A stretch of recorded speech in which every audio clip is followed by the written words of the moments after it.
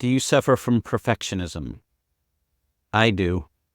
And something that has been an issue for many years. And for a while, I looked at it as a good thing because it allowed me or propelled me to keep refining my work and make better work.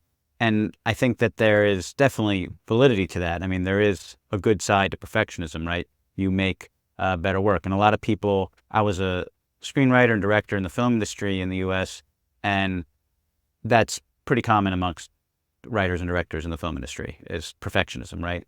And there's definitely value to that because, there's a lot of little things that make a movie good. And so perfectionists are going to make sure they're good and you get good stuff out of that. But in, but I also see the downside and how it prevented me in a lot of ways from putting out my best work, even as it was responsible for creating my best work.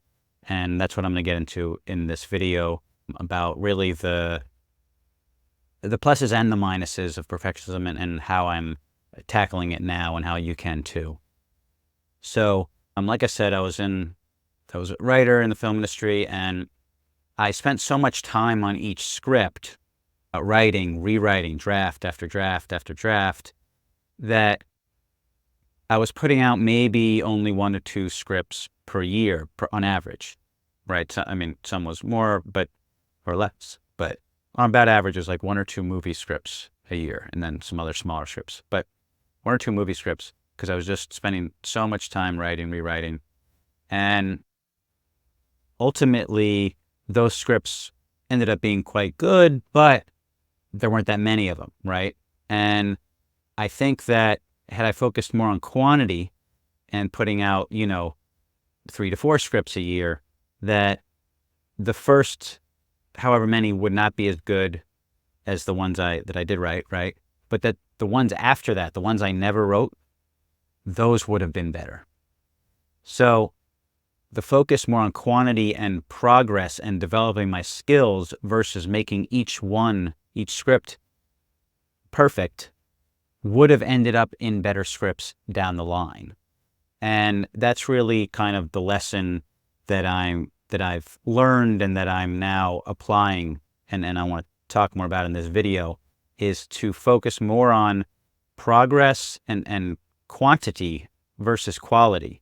And so, for example, these videos, the video I'm talking to, I've been making these daily this is like day 45 or 46, something like that. And because I'm doing them every day, they're not perfect at all. I mean, you can see even the lighting isn't good. I need to get a light for my face, but I didn't want to, it's not perfect. And I'm not reading from a script. I have an outline now, but with little bullet points, but I'm not reading from a script, and you can see this is not rehearsed, right? So I'm focusing more on quantity. In the first 30 days, I had no outline. I just had a basic, I would think of right before I hit record, I would think of some, topic or idea to explore and just talk.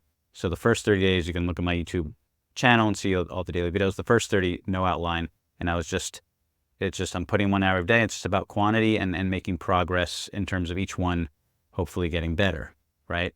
And the part of the reason I'm doing this, a big part, is to work through this perfectionism and be able to let go of needing everything to be perfect in order to create more. And in creating more, the quality will get better over time.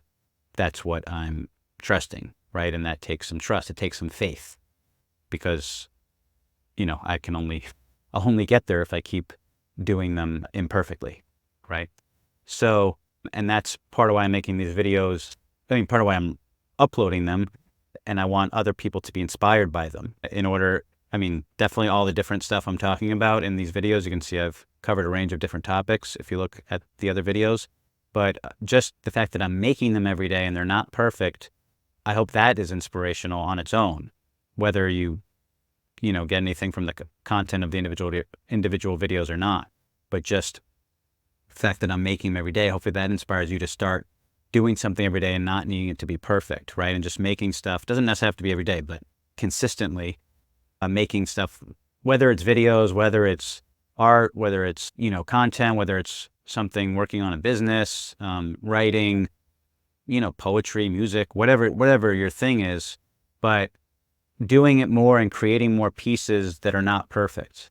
And the goal is not to make a bunch of perfect pieces, right? Or perfect art or perfect piece of copy or whatever the case may be, but it's to develop your craft and your own unique style and voice, right? And that is going to benefit you much more in the long run than any one individual piece of work, right?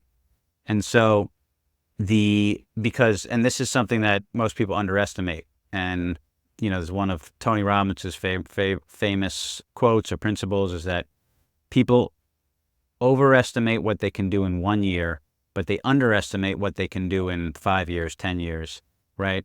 They think they can do so much in 1 year, and when they don't, they give up, right? So people often try something new, whatever business, any kind of working out or diet or an art, a craft, whatever, and they don't, making content online, they don't accomplish some big goal. In the first year, they give up.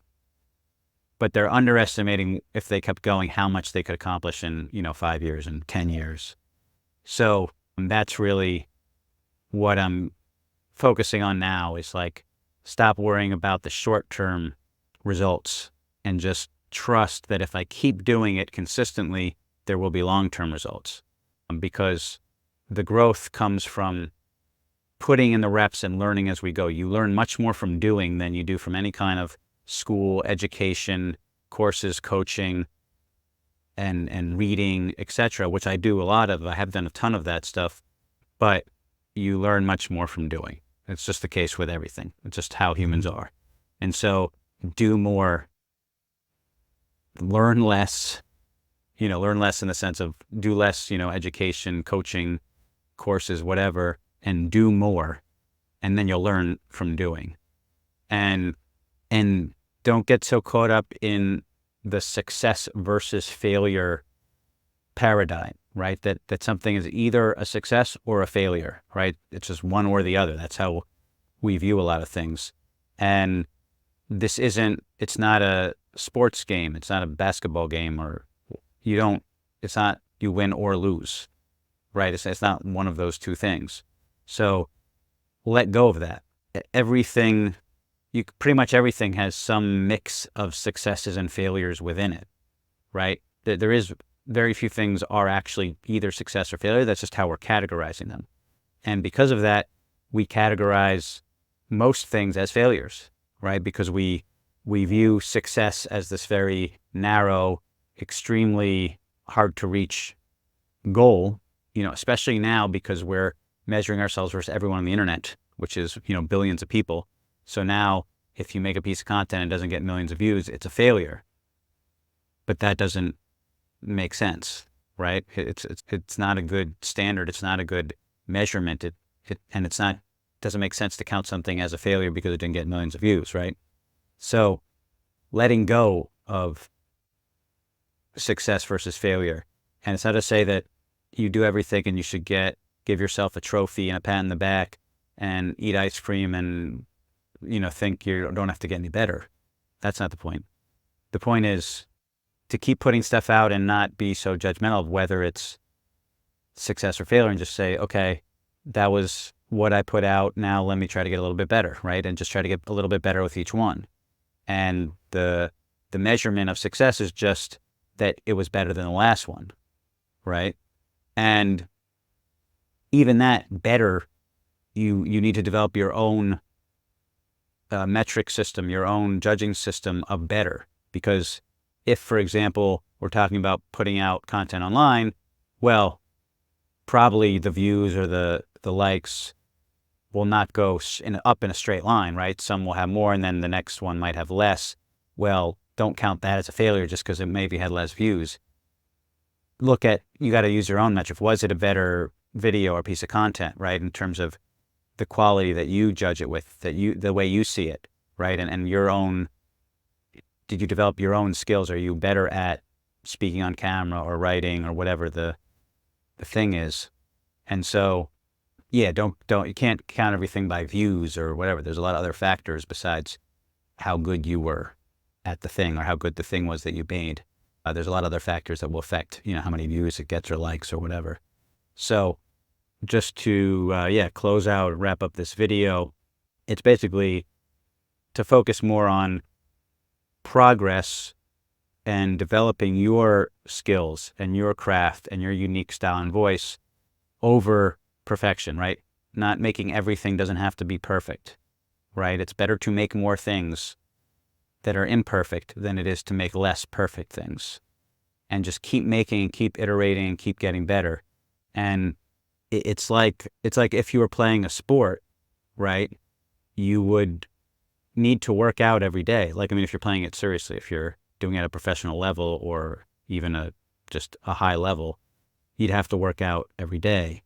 And it's the same thing with whatever your skill, your craft, your art, your business is you got to work every day, work on it every day and keep putting stuff out there. And in sports, right, you can't just wait till I'm like the perfect athlete and then I'll play a game, right? When the game's on the schedule, you got to play the game, right? So you got to go that night and you play your best and then you try to get better for the next game, right? And the games keep coming, right?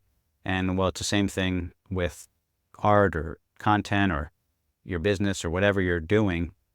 You got to keep putting stuff out there and then just keep getting better for the next one. And then you're going to find that your work's going to keep getting better and it'll lead to better results and just mastery of whatever you're doing. And it's going to feel better and you're going to feel more accomplished, more valuable, more fulfilled. And you're also going to become more unique. And that's really the key. One of the keys to succeeding is becoming unique, having a unique style, unique voice, and doing unique work. And you only do that if you keep doing a lot of it, because otherwise you're still copying off your inspirations when you first start anything. So it's only when you do it a lot that you develop your own unique voice and style. So keep creating, let go of perfectionism, let go of everything has to be a success or a failure, and just keep putting stuff out there. And you'll see how much better it gets in quicker time than you actually thought it would. Thanks for watching. Tune back in tomorrow for the next video. The next imperfect video.